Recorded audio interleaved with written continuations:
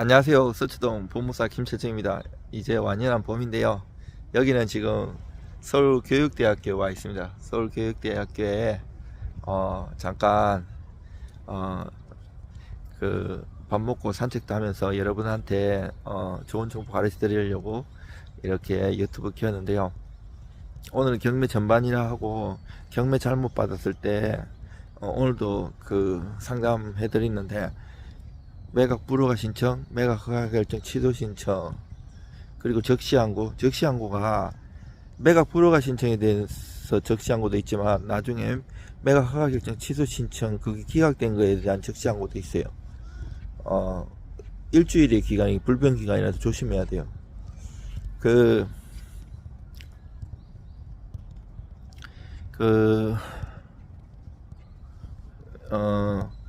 우리가 경매 낙찰을 딱 받았어요. 오늘이 낙찰하는 날이에요. 매각일. 그러면 초일 불산일이라서 내일부터 기산해서 일주일 동안 할 수 있는 게 매각 불허가 신청이에요. 그 사유가 있어요. 민사집행법에 121조인가 보면 7가지 사유가 있는데, 거기 사유가 해당돼야 되고, 그 6호 사유가 이제 권리 변동이나 문제가 되거나 사실관계 훼손 심하게 되는 게, 요런 거는 127조인가 보면 그 121조의 6호 사유만 그 매각 허가 결정 취소 신청할 수 있어요. 내가 이제 낙찰 받았잖아요. 내일부터 기산해서 일주일, 만약 예를 들어서 오늘이 수요일이다. 그러면 다음 주 수요일까지 할 수 있는 게 매각 불허가 신청이에요. 2005년 이전에는 내가 쓰는 가격의 10%를 보증금으로 냈는데, 그 이후에는 최저 매각 가격의 10%를 보증금으로 내잖아요. 서울 같은 데는 아파트든 토지든 뭐 물건에 상관없이 한 번 유찰될 때마다 20%씩 저감되고요. 그 지방은 30%씩 저감되거든요. 그 저감된 최저 매각가격 10%를 보증금으로 냈는데, 이제 매각 불허가 신청할 때는 보증금을 안 내요. 근데 일주일 딱 지났어요. 갖고 기각됐어요. 안 됐어요. 그러면 일주일 동안 있으면 확정이 되는데, 이때 할 수 있는 게 적시항고인데, 이때는 보증금 10%를 걸어야 되는데, 내가 처음에는 최저 매각가격 10% 넣었잖아요. 근데 최저 매각가가 만약 5억이었으면 5억에 10%는 5천만 원만 넣었잖아요. 근데 최저 매각가는 5천만 원이지만 이게 유찰 여러 번 된 거라서 나는 10억을 써가지고 낙찰됐다. 그러면 10억에 10%인 1억을 다시 추가로 항고 보증 공탁을 걸어야 돼요. 공탁의 종류에는 5가지가 있는데, 변제 공탁, 집행 공탁, 담보, 보증 공탁, 그리고 보강 공탁, 몰치 공탁이 있어요. 이 항고 보증 공탁을 걸어야 되는데, 이거 현금으로 걸어야 돼. 전에 보증서 안 돼요. 그리고 나중에 이 재판이 1년 2년 길어지면 적시항고가 재판에 지고 이러면 이자나 이런 거 다 포함해서 몰치돼요. 오래 걸리기 때문에 다 날아갈 수도 있어요. 그래서 신중하게 잘해야 되고요. 이제 일주일 다 써먹었잖아요. 그러면 30일 대건 납부 기간을 주는데, 이 대건 납부 기간에 할 수 있는 게 이제 매각 허가 결정 취소 신청인데, 이건 아까 말했다시피 7가지 사유 중에 6호 하나의 사유만 돼요. 처음부터 웬만하면 낙찰 받을 때도 법률 전문가한테, 저처럼 경매 한 27년 정도 한 사람한테 맡기시는 게 좋고요. 저 같은 경우는 경매에서 막 20-30년 된 고객님들도 많아요. 그분들 상담해주고 일 맡아갖고 처리하고 이러는데, 저는 딱 들어오면 하도 많이 해봐가지고 이것이 될지 안 될지 알아요. 그렇지만 될지 안 될지는 어느 정도 예상이지만,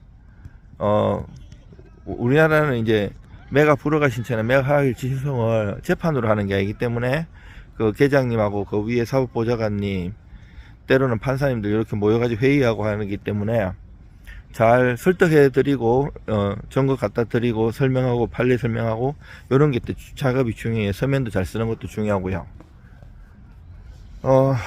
그래서 이제 그 일본 같은 데는 좀 판례가 많은데, 아직까지는 한국에는 판례가 많지 않아요. 왜냐면 한국 사람들 뭐 경매 잘못돼 갖고 매각 부르거나 매각 취소 신청 안 되면 소송 안 가고 그냥 포기하는 경우 많아요. 막 악착같이 소송 그것도 대부분까지 가는 사람들 거의 없어요. 사실 간다고 한들 집행정지 효력이 없는 경우 같은 경우에는 이미 경매는 다 진행되고 배당받고 다 끝났어요. 그러면 거기에 대해서 이해관계자들한테 민법 741조 부당이득 반환 소송이라든지 배당이라든지 여러 가지 별도의 소송을 해야 되기 때문에 시간 낭비고 돈 낭비고 이러기 때문에 상무사람들 잘 안 해요. 근데 저는 끝까지 해요. 끝까지 해갖고 좋은 결과도 5년 만에 받은 것도 있어요. 그리고 이제 우리가 이제 잘 모르는 게 이제 아까 나중에 할 수 있는 게 매각 허가 결정 취소 신이라고 했잖아요. 근데 요것도 기각되면 요에 대해서도 즉시항고를 또 할 수 있어요. 근데 요거는 항고부 정고 맞네요.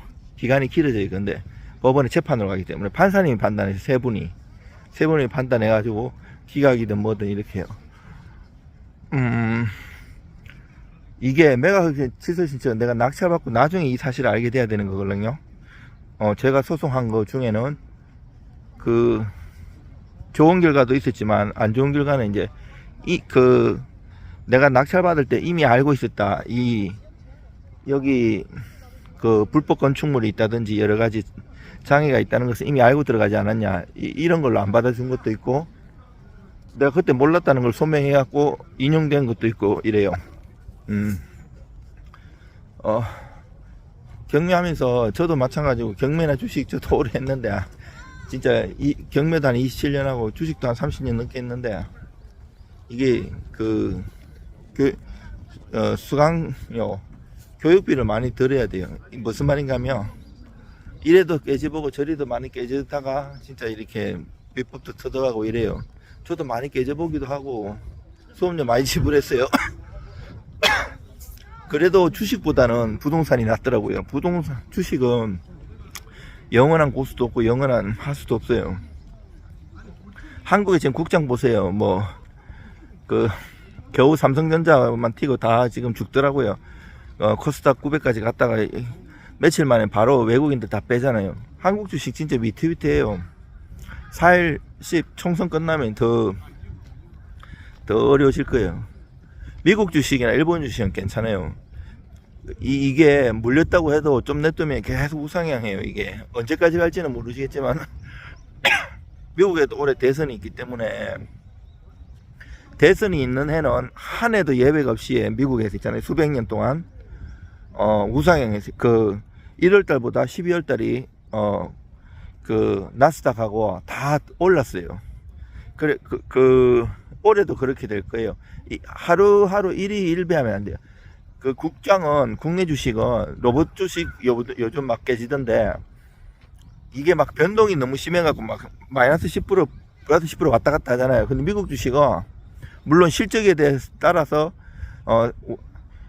한국 시간으로는 새벽에 나요. 지금 서머타임이 실시돼 가지고 5시까지 하는데 미국 정규장이 한국에서는 23시간 동안 할 수 있어요.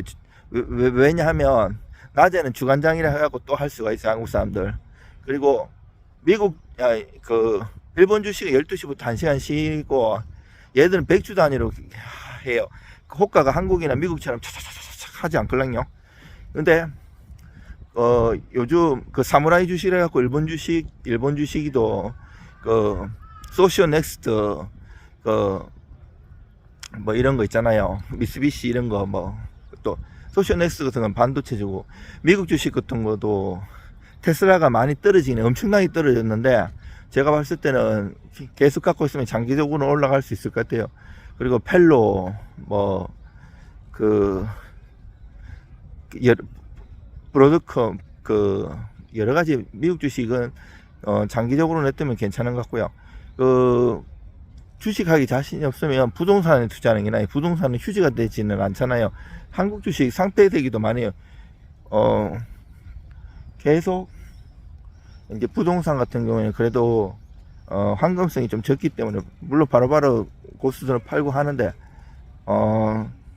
이게 완전히 없어지긴 않아요. 잘못 받는 경우는 기회비용에 이런 거 있지만 그래도 잘 받아 놓으면 부동산이 그래도 제 돈은 되는 것 같아요. 제가 생각하기에. 그래갖고 이제 참 이제 매각 불허 같은 경우도 이제 내가 아파트를 하나 낙찰 받았는데, 딱 가봤는데, 와, 이거, 뭐, 벽이 완전히, 누수가 심하든지, 천장이 막 훼손됐다든지, 그, 권리관계가 여러 가지 문제가 있고, 불법 건축물이 있다든지, 여러 가지가 있어요. 얼마 전에 그런 지방에 태양광 몇십억 되는 거, 그 태양광 발전 생각해가지고 이제, 그 땅을 낙찰 받았는데, 이제 그것도 잘 봐야 돼. 인허가 같은 경우가 걸리는 거 내가 승계되는지 그것도 잘 관할 군청이나 이런 데 다 알아보고 들어가야 돼요.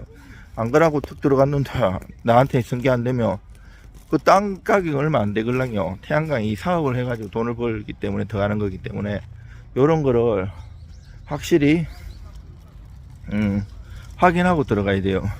그리고 권리관계 이런 것도 지금 내가 사실은 이제 그렇게 하면 안 되는데 딱 봐 낙찰 받고 보니까 아유씨 대출도 안 되고 자금 사정이 여력치 않다 이러면 사람들이 이제 아이고 좀 해달라고 오고 이래요. 그러면 이 판례와 조문에 해당이 돼야 되기 때문에 그러한 사유를 뽑아내야 되는 거예요.